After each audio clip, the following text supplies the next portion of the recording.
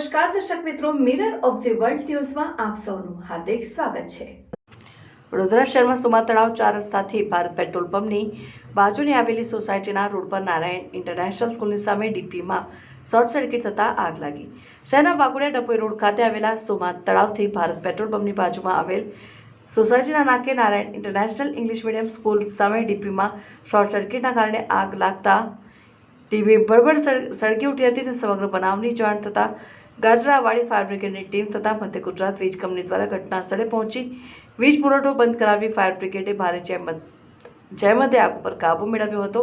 હાલમાં ગરમી વધતા વીજ લોડ વધ્યો છે, જેના કારણે આગજનીની ઘટનાઓ બનવા પામી છે। આ વાઘોડિયા ડભોઈ રોડ વિસ્તાર છે। અમને કંટ્રોલમાંથી કોલ મળેલો હતો કે ડીપીમાં આગ લાગી છે, એટલે અમે તુરંત અમારા સ્ટાફની સાથે કોલમાં હાજર થયા અને આગ કંટ્રોલમાં છે। કેવી રીતે આગ લાગી હતી? શું આ ડીપીમાં શોર્ટ સર્કિટના લીધે આગ લાગી હતી, અમને એવું જાણ થયેલ છે। કઈ સોસાયટી છે? સોસાયટી આપણે નારાયણ ઇંગ્લિશ મીડિયમ સ્કૂલની સામે કીધી હતી। આપણો પરિચય? Jitendra Rohit, Gajrawadi fire station.